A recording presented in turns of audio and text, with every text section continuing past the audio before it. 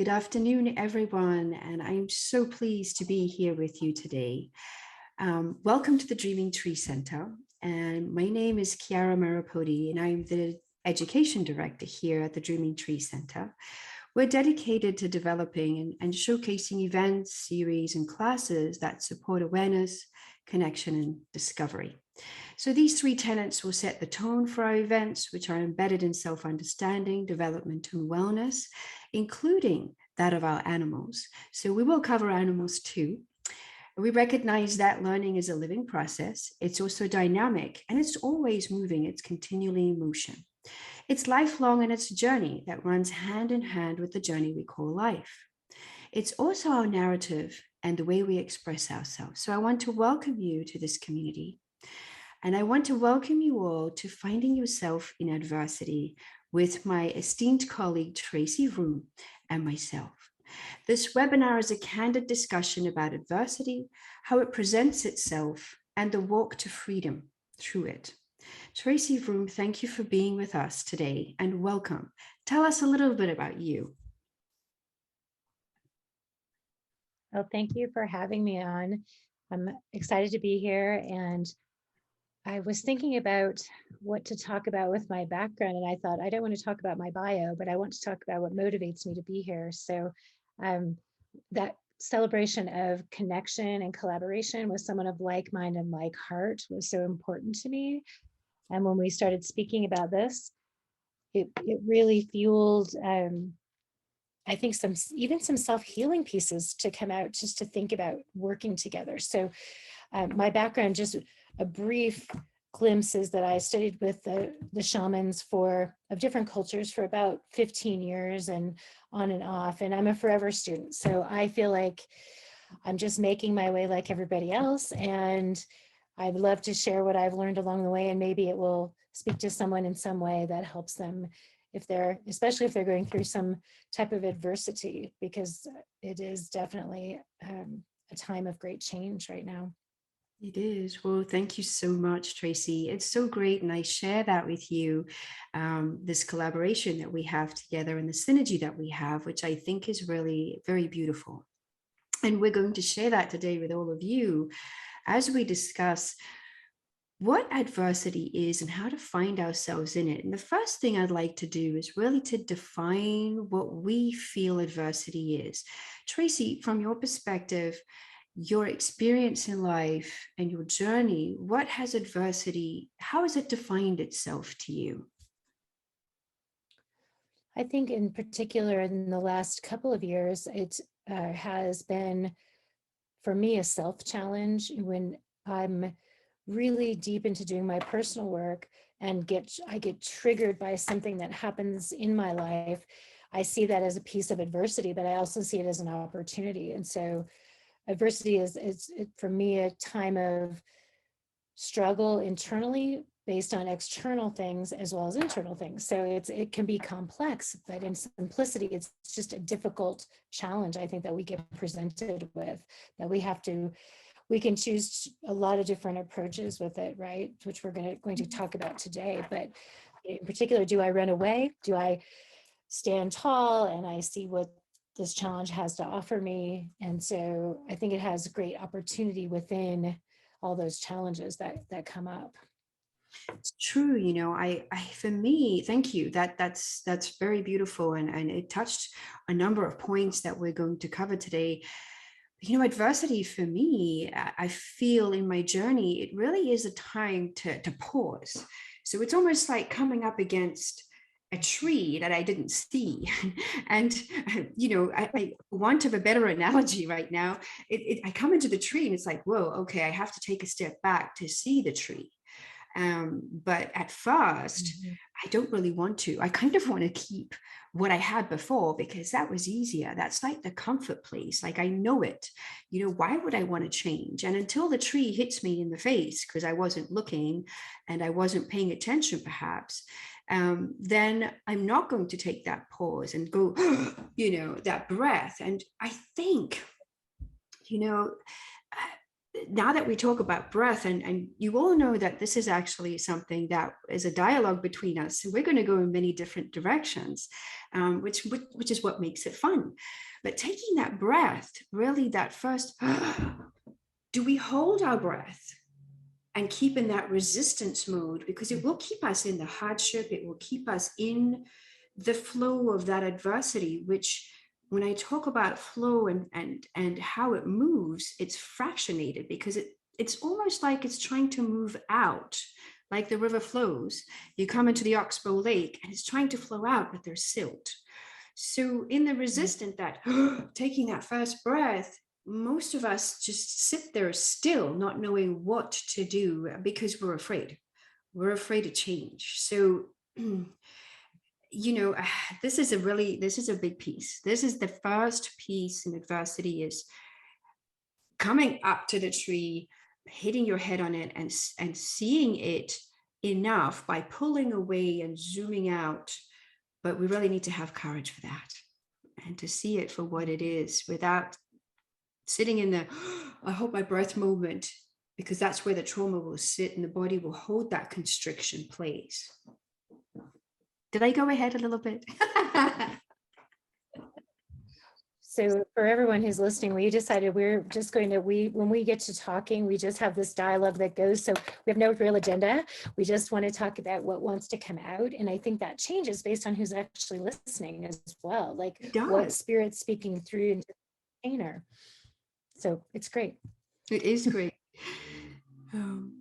So tell me a little bit about how you, since we came upon that piece of resistance where the fear sits, where we're afraid of change, we're afraid to take the next step because it's into the unknown. Have you got something that works for you, that you would like to share, that maybe would help to recognize this so that we can begin to disentangle it? So it gives people an understanding of what they can do in the first instance. Yes, I think, recently I came up against a huge piece of adversity in my life, probably it was last year. And I think what you were saying about that, you sort of feel like you've run into a tree, or a car's run into you, and you stop yourself, and you think that's, so you recognize, oh, I'm being challenged in a very deep way. And because there's all different levels of adversity, right? There can be that really simple piece of like, I have to take a test and I have a little test anxiety, so that becomes a bit of adversity. Or is it, I'm dealing with a life-changing event where I have to make a choice to stay in a situation that's comfortable but not healthy, emotionally and physically, or do I make a choice? And so for me, I go into deep reflection. Once the adversity appears, the easiest thing for me to do is to get quiet and really look at what's there. Like, what is this? What's this big piece that's like suddenly presented itself in my life? And how am I going to move through it? But I can't move through it until I identify what is it and why is it happening in my life, right? It's true. How do you feel about that? Right. You're so right, because really what we've just talked about is an awareness comes to you. So something feels like it hit you, or you came up against something and you go, oh, it's the first instance. But my first thing is, okay, Chiara, breathe out. Where am I right now? And to ground myself into the earth as much as I can, and to keep on breathing with the breath. And then you're talking about the reflection piece. So having the awareness and then going into the reflection piece is so important, because the reflection piece, and it's a difficult piece, because when you're in that emotional state, how the limbic system just takes over, and it sometimes it loops, it goes round and round, so it keeps you in the fear and back in the resistance, and in the fear and back in the resistance. So you're pendulating, I feel. And I feel what we want as humans is we want a quick fix. We want it done now. We want it, but the body doesn't work that way. And nor does the connection to spirit, source, whatever label we want to give it to. It doesn't work that way. It's more of, we're presenting this to you so that you can grow out. the yang, the expansion, so that you can find a different route, because this isn't working for who you are. And it's not serving where you are at this moment, because if it did, it would continue. But no, you had to stop, to take a breath, to breathe out, ground into it. And like you said, become aware and reflect on it. So now let's talk a little bit about the emotional piece, because I think that's the hardest piece that people have. How do you navigate emotions? Because really, if we look at the body, we're a major tuning fork. We're made of water mostly. We have, and you know a lot about this, Tracy. You're amazing at the craniosacral piece and knowing the body and the fascia, I know. So we're electrical beings. We're water beings. We're affected by the environment outside of us. So, when we come up to adversity, I think having an approach of a body, mind, spirit approach, and a social environmental approach too, is really important. And knowing first how the body responds to that, so that we're not staying in the shock of the and knowing how to navigate that, so that the fear of change is actually not going to be a fear of change. It's going to support our evolution towards the new unknown. I know that's long. I said a lot of things in a short time. That's good. That's good. I know we have highly paced, but We what's really are. cool is I was listening to one of my mentors. I was listening to Marty Spiegelman the other day doing a talk about what's happening in the world today, and she said it reminds me of what you started with, which is we want to go back to where we were. So when people are saying, oh, I want to be happy again, or I want to be in this place again, but that place doesn't exist anymore. So it was very poignant the way she described it, is when we're in therapy or when we're in self-reflection, if we're fully present and feeling those emotions, we can process through them. But what happens is we're here and we want to be over here in a healed Yes. state, but Yes. it's a fluid state, and it goes, so we're always in a healed state, but we're moving through something, but we have to be fully in it, or we're going to miss all the juicy pieces, the juicy tidbits that help us move through it. So we don't want to go there or back there. We want to be just here. And the shamans call it pacha, in the moment, but it's the meaning of presence. Yes. You're so right. Gosh. And the animals. Okay, so the animals teach this so eloquently and gracefully. They don't question, they just are. And if this is what's happening, like Bruce Lee said, flow like water. If this is happening, then okay, so we're in it now. What is the best thing that I can do in this situation? What can I bring? What resources can I draw on, so that I'm not on my own? Because a lot of people, I feel, think that they're alone. But I can assure you, as a life coach, every person that comes in eventually says the same things to me about what they're feeling. It might be a different event, it might be different people, it might be totally different scenario, but the essence underneath, the driving piece, the adversity piece that's being felt and experienced is very similar. So that presence, that being present and being able to flow like water, I think is a really, really important piece. So with emotions, do you have any type of practice that you do? I don't know, that uses the breath or anything else that you do that helps to quell the nervous system, so we can come to a place of, okay, this is where we're at. What strategy, what decision making process can I do? Because when we're in that fear state and the limbic system is taken over, that you can't engage the frontal lobes to be able to make the best decision in that moment. And so it's always best to cool off, so to speak, and say, okay, what are the parameters here? What cluster of events do we have? Is there something that you do that supports that for you, to move you into the state where you can actually look at this?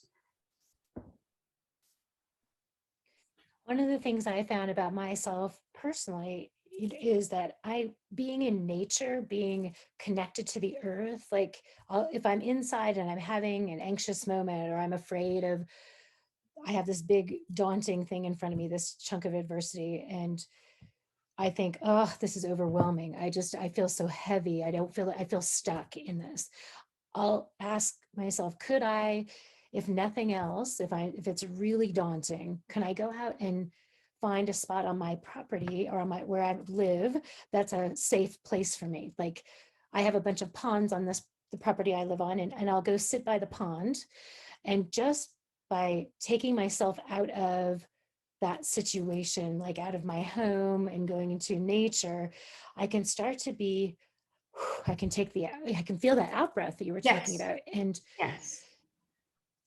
And then, I have a lot of exercises that I do, which I'm happy to share with everyone as we go along. I don't want to talk too much, but one in particular for me is to feel like the shamans would say to us, like, adversity.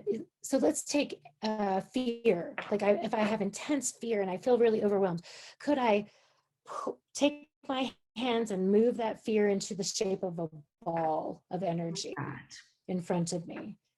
And then, yeah. And then I have all this fear held in this ball.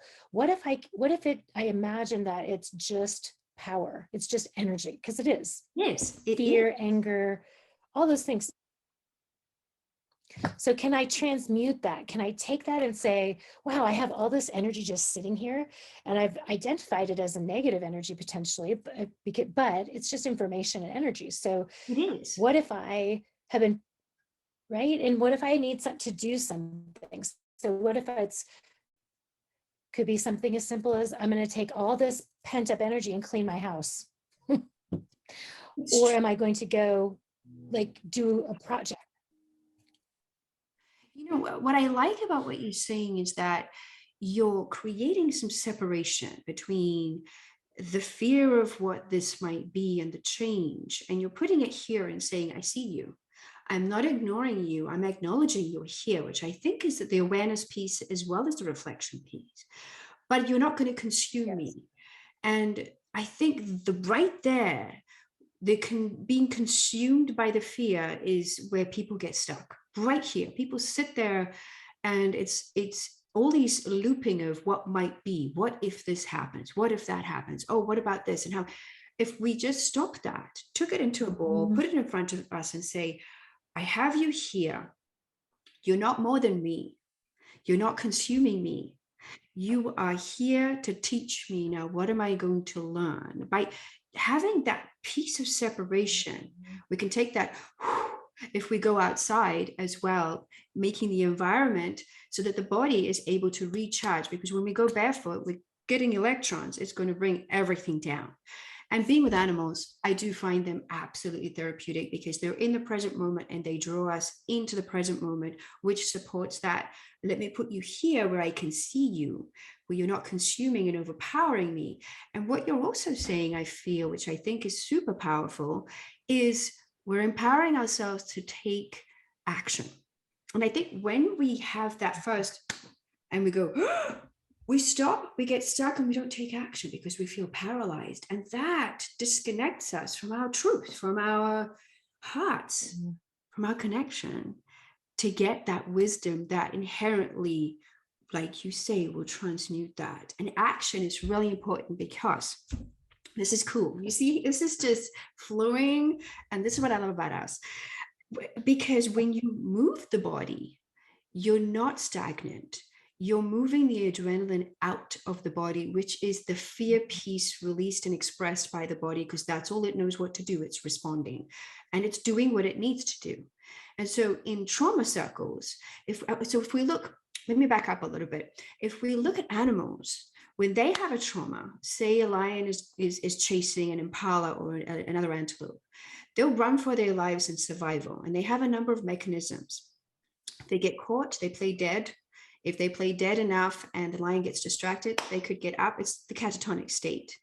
They could get up and they could leave, and they could actually survive that. So it's a survival mechanism. If they do escape, They run for a period of time so that they can get the adrenaline out of the body. We humans don't do that. We are all mental, and we are stuck in the mind, and we forget about the body. So we have an adverse event. The body does what it does, registered by the mind. The body responds. It goes, we stay stuck there in that moment. We can't breathe. We feel paralyzed. We don't move the body so we can actually discharge. Now, I really love this particular thing I'm going to share with you. And it's if we look at it like a distribution curve, it's the trauma piece where you get triggered, you have a rise in hormones and a rise in all sorts of chemicals in relation to adversity and trauma. We have a charge up here, and that's where the impala or the antelope is running. And in order to discharge, they have to use the body. But we forget that, and we stay stuck, and we get paralyzed and we constrict. So I think that's a really, really, really important piece to bring up so that we can begin to sit and say, here's the fear. And what is fear really for you? How do you see fear? Fear is an interesting emotion. I feel like it's an underlying dislike of change and the unknown. So for me, when I'm afraid, it's because I don't know, I may not know what to do in that Yes. situation. Yes. I may feel like, oh, I'm afraid I'm going to make the wrong decision, or, depending on what's happening. But fear for me can be debilitating. And like you said, you kind of just go in and you hold. And so it can paralyze you. It can. And so if we start to move and we start to do some meditation, and meditation to me is not just sitting, I in a agree. quiet room. For me, walking meditation and being in nature, as long as I'm doing a gratitude exchange, I feel like that, is really super beneficial for me to recognize the energy that's being given to me from the earth, and giving back gratitude and love. And then it starts to also put me in a heart Right state there. because I'm expressing gratitude. And I am very similar. Thank you for sharing with that. I've noticed that first reaction is like, and then I just remind myself, okay, Chiara, just breathe, just breathe. And that's what I focus on, is just that breathing piece and the grounding piece, which would mean to go outside or to be with the animals and to bring myself out of that state. And, I really like your put it into a ball, all the fear, because then you can kind of pick it and go, I see you, but you know what, I'm going to do this one first. And then this one, you do it with grace. And it's done with timing, the timing that is right for you, because we're all individuals and yet we're a collective. And the more work we do on ourselves, the more we do on the collective. But it really starts with us first. And taking those steps for self-care in moments of, I don't know what else, what do I call that? That is there a name we can coin it with? I have no idea, because I keep doing it, but I don't know. it'll come. It'll come, I'm sure. Maybe the audience will have their own version of what that is. But Right. you're right. Yeah. So, but fear is really a part of growth, actually. So if we see it as a support towards understanding that there is change coming, it doesn't mean it has to be bad. And the brain usually goes, science shows that the brain goes to negative things first, like it latches onto that and tries to loop on that. And if we have an awareness of that, like, oh, I see your game, we don't need to go down that route. What can we do to reframe? And what you're saying, what we're both saying, is to use the body mind. And I'm going to bring in spirit here, because for those of us who resonate with that, I always ask for help. There is an abundance of support. You have the natural world, the animals, you just have to ask them and they're there. How many people say, and when I'm upset, my animal knows, and they come and they sniff me, or they sit next to me, or they sit on top of me, or they purr on me. Inherently they're healing you. So they're sharing. And I think that's a super important piece when we, because what we're talking about right now is the beginning of reframing that adversity to bringing it into a state where we can be powerful within that, allow ourselves to have these processes without falling or succumbing to them and being taken over by them. And that is the key perspective. And if we can, we realize we have great support. So I ask all my little animal companions to come, like, hey, I need some help. And they're there. They're there all the time. And people will text me, Chiara, how are you today? And I'm like, oh, I'm glad you text me. Do you know this happens? Oh, okay, we have a little conversation. And they're my tribe. They're my soul tribe, or I'll reach out to them. So having the support, body, mind, and spirit, I think is key. And body's not just looking at what emotions are in us, but I think eating well, drinking, that self-care to say, even though this has happened, I am still here for me. I'm not abandoning myself. That's a key perspective, because when you go in and you just constrict and you stay there, you're saying that you're saying to yourself, I don't have the mechanism for this.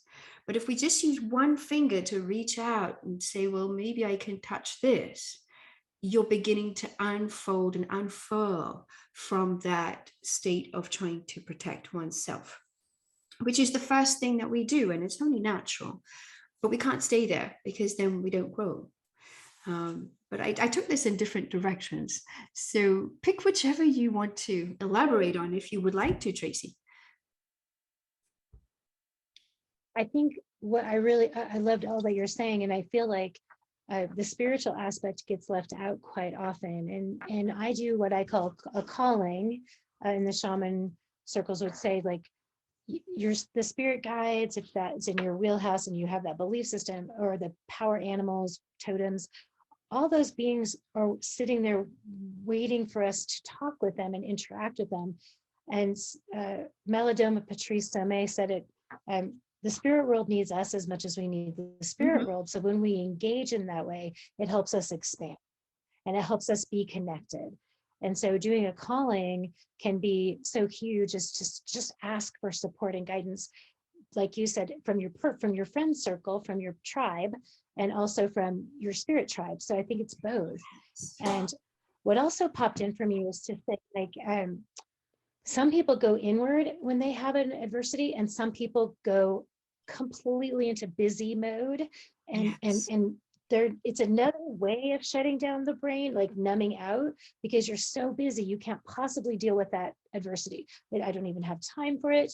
I'm just going to throw myself into 10 projects and then crash in like 24 hours. Yes, because it compounds. The body is still Mhm. needing to process that. And I think, there are two pieces, if I may. I think this the soul tribe from an ancestral perspective, like some of my animals have passed. I call them in. I'm like, oh yes, my great grandmother and my grandmother, they're very important to me. And so I call them in. I'm like, oh, hello, I need some support here. And I feel it, and even if in the moment when I'm really constricted, I might not. I just keep on doing it because I know that I am supported. I'm not by myself. So that's the one piece that I wanted to reiterate that's really important. And the compounding factor is also important, because when we distract ourselves with social media, with work, with any other type of thing, we're basically stuffing the emotion down. And when we stuff these emotions down, they compound and they compact. But at some point, they are going to have to come out, because those events repeat themselves, I found, until, because, the universe is always knocking on your door to grow. And until you say, yes, okay, if I need to grow, then give me the resources, the moment that you say yes, the universe conspires to give it to you. It might not be in the way that you expect. And that's one of the things I want to bring up, that there's a rigidity to adversity at times, and where people get stuck is because of the rigidity of certain patterns and beliefs that hold us in the old. And I think if we shake things up, literally, it's almost like, and sometimes I tell my clients, shake your body. move from this perspective and move 360 degrees in the other perspective, or 180, because now you're going to be looking at it from this perspective and you're using the body to do it, and the body will help you. It will respond. You're like, oh, from this perspective, it feels a bit different, it looks a bit different. But we're not taught about the integration of the body, mind, spirit, peace, and that we are here together. We really are here together. It's true. Yeah, it feels a lot like, especially over the last few years, that with the circumstances of how the world has been, is that we're such a deeply social being. We're social beings, and we haven't been able to do that in the way we really need to. So in my life, I've turned to really close friends, but also my animal friends, and the animals are always there for me, right? So I have horses and dogs and cats, and I love them very much. I But love the animals. I do think, yay, we're not worthy. So I think the animals are certainly, to me, have a higher view, is one way I think of it. Like, they just want to be present with us, and that's very freeing. And I think if we can understand that, we have to ask, and we have to reach out to our social circles, and doing things like this, where it feels virtual, but there is a true energy to this. There's an energy of connection, and I think we can create these collaborations without being right next to each other, because we can still feel supported and a part of a bigger thing, part of a bigger movement to awareness. And I know that's a huge part of the Dreaming Tree Center, is to really raise awareness about, we separate ourselves from the animals, but we're all on the same planet. So I just think, if we start looking at that, and this is going in a little bit of a different direction, but Yeah. what's happening with the animals and what's happening on the planet, and what's that adversity look like? So there's cultural collective adversity, I think, that's creates a situation of what the shamans would call a pachacuti. A pachacuti is a complete changing of the times, where it's sort of, everything comes to a head, and we don't have a choice but to course correct to survive. Yes. And that's that's very cool. Thanks, Tracy. I loved what you said. And I want to talk about the word survival. It's something that is, I feel, part of the old brain, because the polyvagal theory, it suggests that we have an older brain, and this is about trauma, so that everybody understands what we're talking about. This, in trauma circles, the polyvagal theory talks about the old brain, which is the reactive brain, and then we have the newer part of the brain, which is more about the social engagement brain. And that's what I think we're missing in society. We've really focused on survival, to make it, to do, to this. But we're connected. We're wired for connection. We're wired to be social.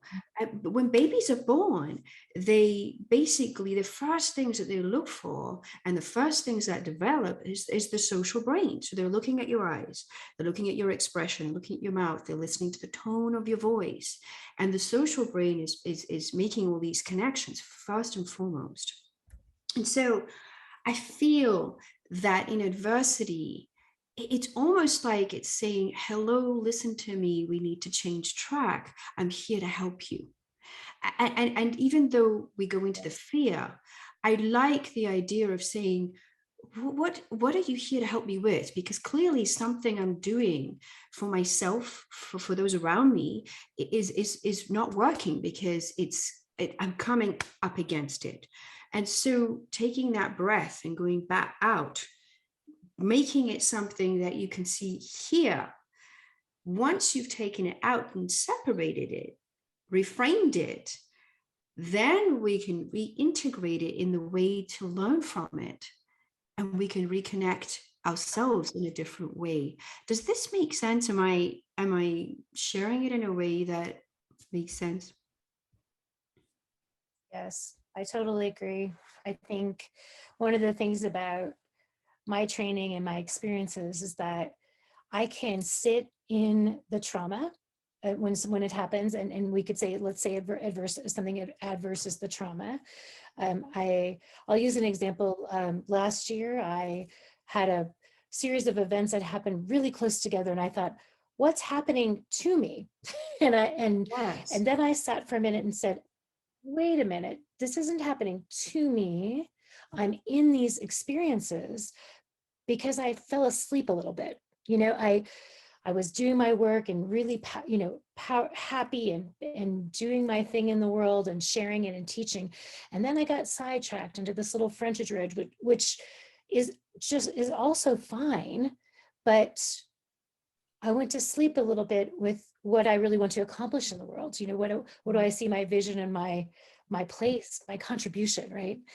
And had I not had these three, I had a breakup in a relationship. My mother had a heart attack. I ended up having to move my businesses and myself in a very short period of time. Like all within a 3-week period, these realizations happened for Yeah. me. And I thought, what you were saying is you take that little, oh, I just feel like I got blindsided. But Yes. now I think, holy cow, did I wake up again? Yep, you bet. I'm right back. Like looking at what's working, what's not working. Where's my passionate focus want to be? Where does my heart want to be? And I wouldn't have maybe gotten there because I was complacent. And not that we have to have trauma to get us where we need to go, but when you aren't looking at yourself and the choices you're making, and things are just happening to you in your perception, it's not very empowering. It doesn't feel powerful to me. It feels like I'm going along.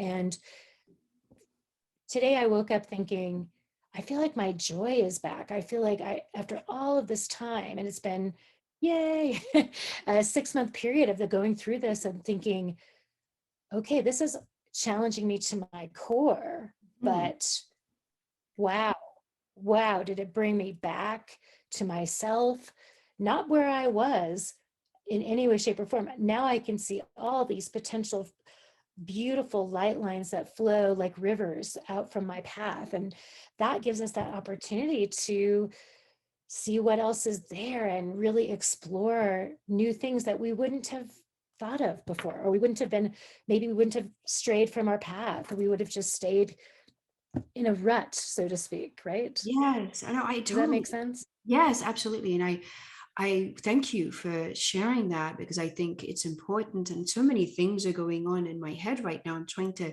wonder which one to gather, which kind of week to weave so that we can have a further discussion. But I think the important piece is your perception was that it's happening to me. So we're in that kind of, for want of a better phrase, I wish there was a different one, a victimhood mentality, where it's like, this is happening to me. What am I going to do?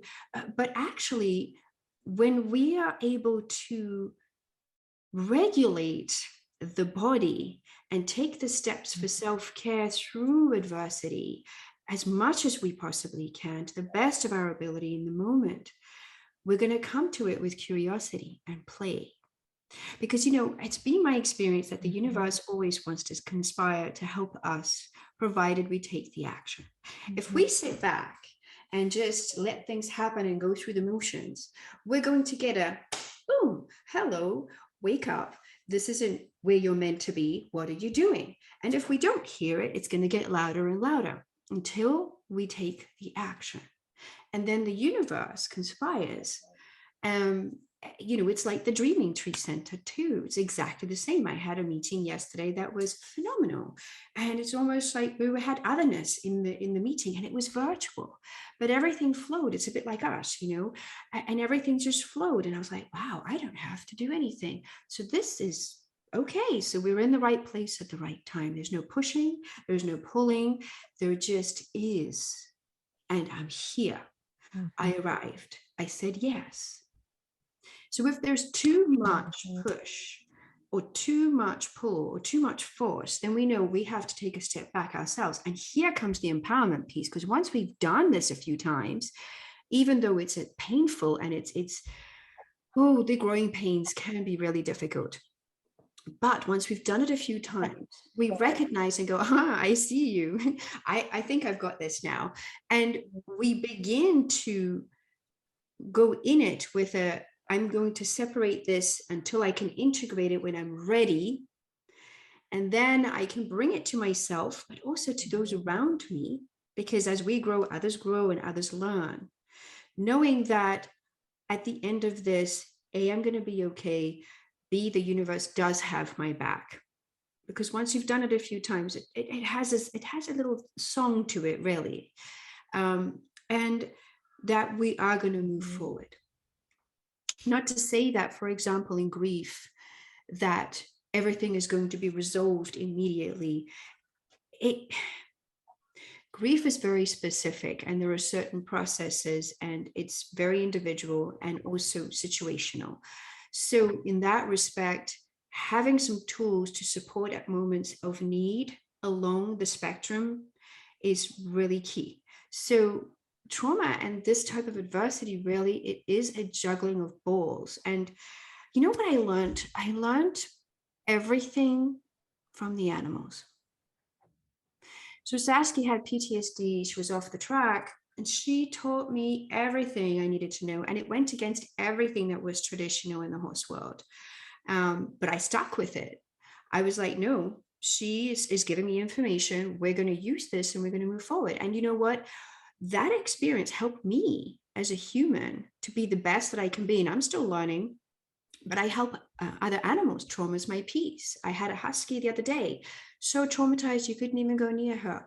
And then 8 months later at the rescue, they could touch her. So I went to this person's house and we did a dialogue with her. In 1.5 hours, she was sitting up like this, her ears were forward. And it was basically showing her and sharing with her that not all humans are bad. But there's one piece that I really love about this work that the animals showed me, and that's love. Where there is love for self, and if there isn't, we need to look at that. And that's a piece that we all need to work on because we're here to learn this. Where there is love for self and love for other, everything is possible.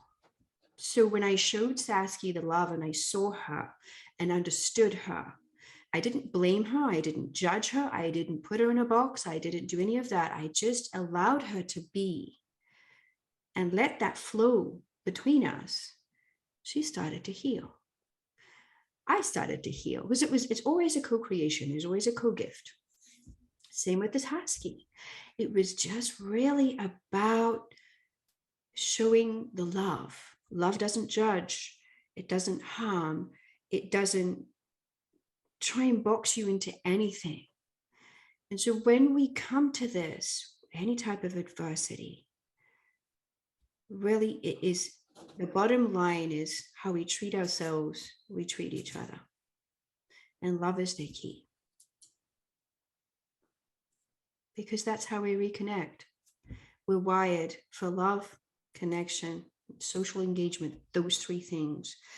And I feel like if we came together as a collective and focused on that together to find the love for each other and ourselves, reconnecting with our social engagement, understanding the body, understanding how it responds and not ignoring it, and having the support and resources and certain tools for that, when we come up to adversity, it would be a very different society. It'd be very different for ourselves.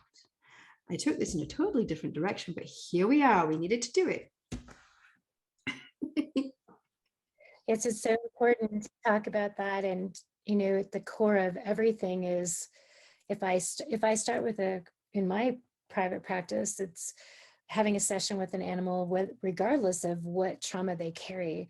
If I just become more vulnerable and say, here's my heart and it's open to you and you call the shots, I'm just in service. And what do you need from me in this moment? And in that moment, you know, the guardian or who we would call the owner might be, here's my checklist. And the horse looks at me and says, I just need you to see me. I just Yes. need you to recognize my sentience. Right? Mhm. I think And if it changes everything. it changes everything, if we didn't try and say to ourselves, we need to be like this or like that, or I should have done this or I should have done it, we just dropped that and just said, okay, who am I? And for someone else to, I tell you, the greatest gift on the planet is to say to somebody else, I see you, I'm here for you. Because then you know what happens? That becomes a what? In my practice, it's really interesting. People Mm. sit on the couch opposite me and I'll say something and their bodies will go, and I'm like, oh, we hit something. And I'm like, okay, so what was that? Let's go and have a look at that, because we let something shifted, but for us to really release it, we need to look at it. So that was, yeah, that's interesting. So Tracy, I think at this point, shall we open to some Mhm. questions, and I'll stop the recording so that people can ask questions. So just give me a second. I want to take this opportunity to thank all of you for being with us here today, and to our presenter for this wonderful presentation and for choosing to be with us on this occasion. And my name again is Chiara Marrapodi. I'm the Director of Education at the Dreaming Tree Center, and we'll see you again soon. Thank you.